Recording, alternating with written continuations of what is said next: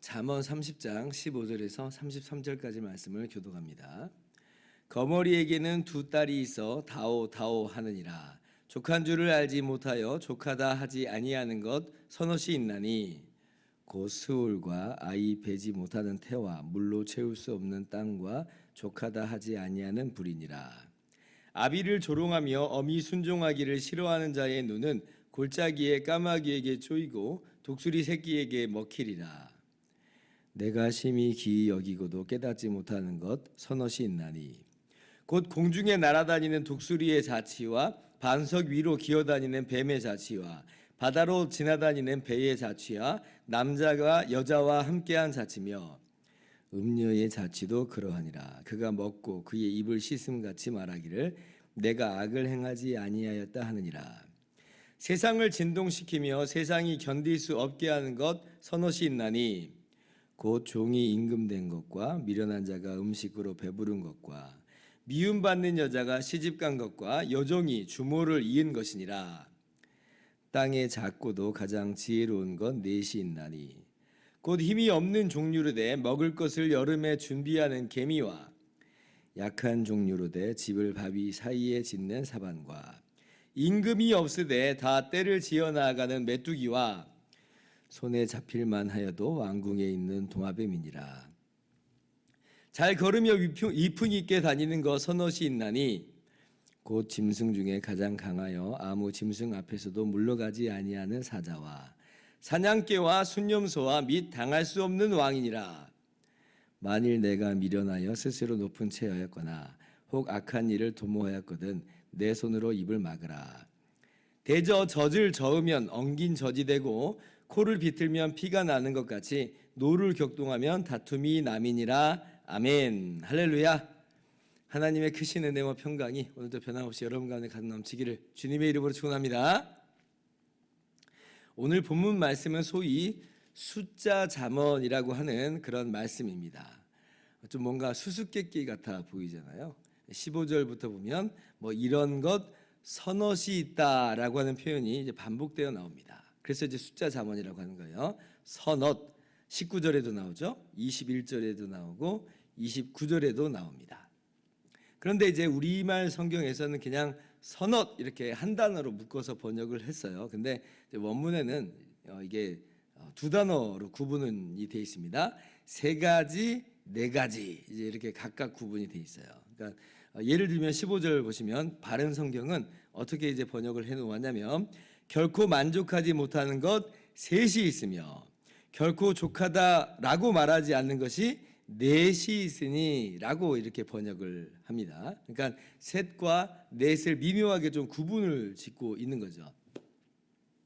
이러한 표현 양식은 아마 이제 어떠한 기교로 보이냐면 이런 것 같아요. 그러니까 일반적인 공통 분모를 묶어서 이 세 개를 이야기합니다. 그러니까 이거로 이제 묶여 있다는 거죠. 이런 공통 분모로. 그러니까 그러한 공통 분모를 가지고 정말 하고 싶은 얘기는 뭐냐? 네 번째 거다. 네 번째 것을 이야기하고자 하는 그 문학적 기교를 하는 거죠. 쉽게 풀어서 제가 다시 한번 말씀드리자면 이런 거예요. 족할 줄을 모르는 거 세 가지가 있잖아. 스올도 그렇고 아이 베지 못하는 태도 그렇고 물로 채울 수 없는 땅도 그렇잖아. 이제 그렇게 얘기하면 사람들이 그럼 끄덕끄덕 이는 거예요. 그런데 결코 충분하다고 말하지 않는 불도 그래 라고 이제 이야기하는 거예요. 그러니까 강조점이 네 번째에 있는 겁니다.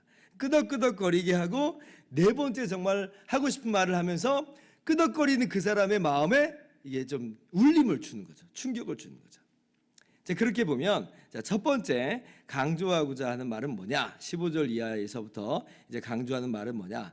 뭘 강조하는 거예요? 네 번째 것은 이제 족하다 하지 아니하는 불. 이제 이걸 강조하는 거예요.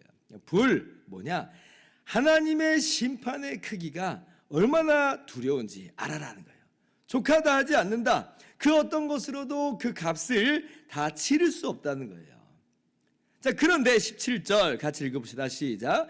아비를 조롱하며 어미 순종하기를 싫어하는 자의 눈은 골짜기의 까마귀에게 쪼이고 독수리 새끼에게 먹히리라.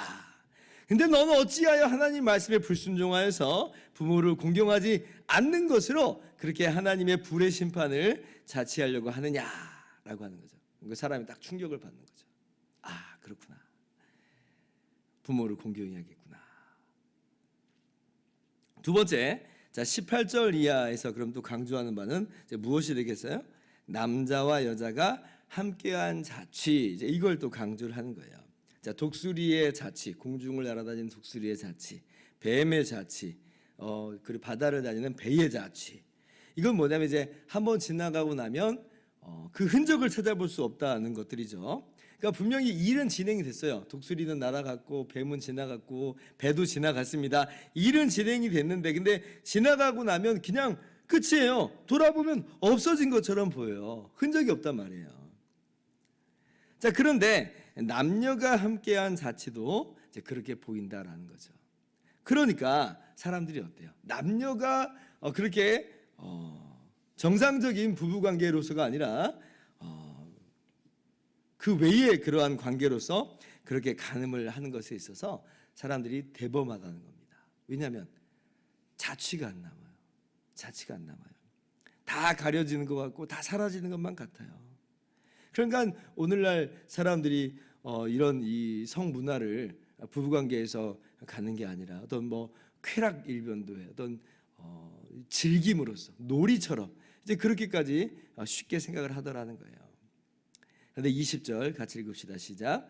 음녀의 자취도 그러하니라. 그가 먹고 그의 입을 씻은 같이 말하기를 내가 악을 행하지 아니하였다 하느니라.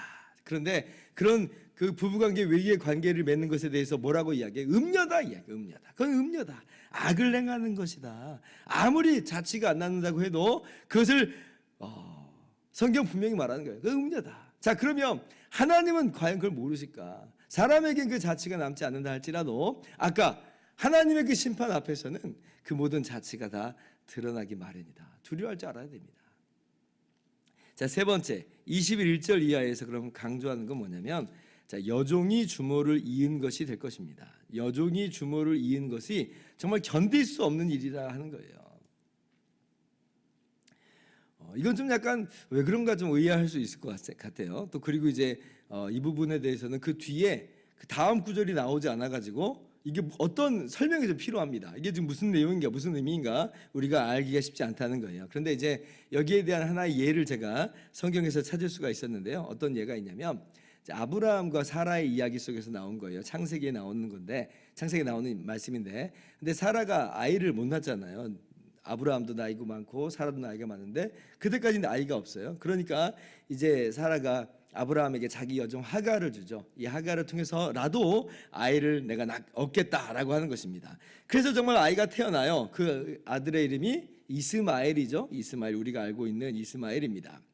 그런데 이제 이스마엘을 이제 하갈이 잉태했을 때 하갈이 보인 반응은 뭐냐면 그 주인 여종 사라를 멸시합니다. 우습게 여기는 거예요. 그렇죠. 나는 지금 애를 낳는다는 거예요. 당신은 애를 못 낳지 않느냐.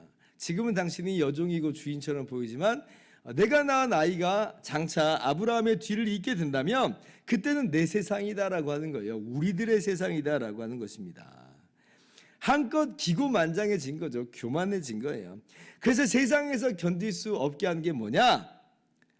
교만하고 자랑하고 다른 사람들을 멸시하는 것, 이것이 바로 세상으로 하여금 견딜 수 없게 하는 것이다. 하나님을 견딜 수 없게 하는 것이다. 그리고 이제 네 번째로 나오는 것은요. 이제 24절 이하인데 24절 이하는 조금 다릅니다. 앞선 것들은요. 서넛이 있다. 그래서 세 가지가 있고 네 가지가 있다. 이제 그렇게 말씀하는데 24절은 그렇지 않고 그냥 네 가지가 있다 그렇게 이야기해요. 그러니까 네 가지가 이야기했다라고 하는 것은 이 넷 중에 하나를 마지막 걸 강조한다기보다는 넷 모두를 다 지칭하는 겁니다. 다 가리키는 거죠. 그러니까 작지만 지혜로운 건 넷이 있다는 거예요. 뭐가 있느냐? 준비성의 계미, 그리고 지형지물을 잘 이용하는 사반은 오소리라고 하더라고요. 그리고 작지만 집단 행동하는 메뚜기, 그리고 다른 권세를 의지해서 아주 그냥 잘 다니는 도마뱀은 자기 자신은 별 일이 없는데 그 왕궁에서 그냥 자기 집 드나들듯이 이제 왕궁에 있잖아요. 그러니까 마치 뭐 왕과도 같아요. 그러니까 이런 정말 작은 것들이에요. 근데 이 작은 것들이 이러한 그 준비하는 것이나 또 지형지물을 의지하는 거나 집단 행동하는 것이나 어떤 이 다른 권세를 의지하는 것으로 자신의 이 작은 것들이 가려진다라고 하는 거죠. 이거 하나하나가 정말 의미가 있죠. 개미만 해도 이 부지런함을 우리가 좀 본받아야 되겠다 이런 마음이 덜컥 딱 들잖아요. 그런데 이제 핵심은 뭐냐면 작다라고 해서 위축될 필요는 없다는 거예요. 작다라고 해서 우리가 좌절할 필요 없다는 겁니다. 작더라도 지혜가 있으면 상쇄가 된다는 거예요.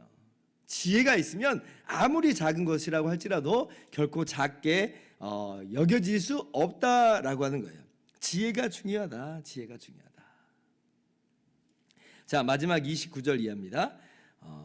여기서는 다시 이제 셋넷이 나오죠. 서넛이 나옵니다. 그러니까 여기서 그럼 강조되는 건 뭐예요? 강조되는 것은 당할 수 없는 왕이 강조돼요. 당할 수 없는 왕이 강조돼요. 그러니까 왕은 어때요? 강하고 능력 있고 위엄이 있습니다. 아니 짐승 중에서도 아니 뭐 사자가 또 사냥개가 순념수가 그렇게 당당하게 다니는데 근데 왕은 정말 비길 수 없을 정도로 위풍당당하다라고 하는 거예요. 그 누구도 왕의 권세를 거스를 수 없다. 이건 뭐냐면 이제 왕의 통치, 왕의 어떤 심판의 어떤 모습이기도 합니다. 그 어떤 것도 왕을 당할 수 없다.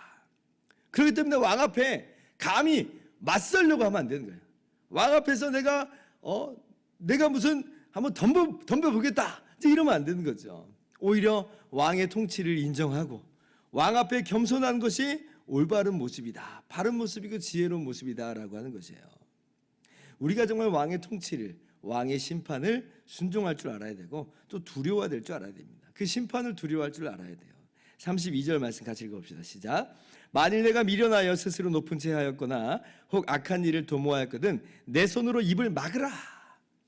왕을 대적한다든지 혹은 악을 행한다든지 교만한다든지 정말 미련한 짓이다 라고 하는 것이죠. 우리가 그러므로 항상 왕이신 하나님의 통치를 의식해야 되고 하나님의 심판을 우리가 의식할 수 있어야 돼요. 오히려 우리의 마땅한 삶은 뭐냐? 불순종하고 또 교만하고 대적하는 것이 아니라 하나님 말씀을 순종하며 따르는 것. 이 사람이 바로 어쩌면 작지만 가장 지혜로운 사람이에요. 작을 수 있어요. 우리가 뭐 별 볼 일 없을 수 있죠. 그러나 이렇게 왕의 통치를 받고 왕의 말씀에 순종하면서 살아가는 우리는 정말 지혜로운 사람이다. 오늘 아굴의 잠언이 이 숫자들로서 우리들에게 교훈하고 있습니다. 그러므로 오늘 우리가 어떤 삶을 살아가야 될까라고 할 때에 하나님의 심판, 하나님의 통치를 우리가 꼭 기억하면서 우리가 항상 하나님의 말씀을 순종하면서 살아가야 될 것이에요. 우리가 비록 연약할지라도 좀 작을지라도 이 세상에서 많은 걸 누리지 못할지라도 그러나 하나님의 통치를 받는 우리야말로 가장 지혜로운 사람들이고 인정받는 사람들인 줄을 기억하면서 오늘도 그렇게 하나님 말씀에 기쁨으로 순종하며 나가는 저와 여러분 모두가 되기를 주님의 이름으로 축원합니다. 기도하겠습니다.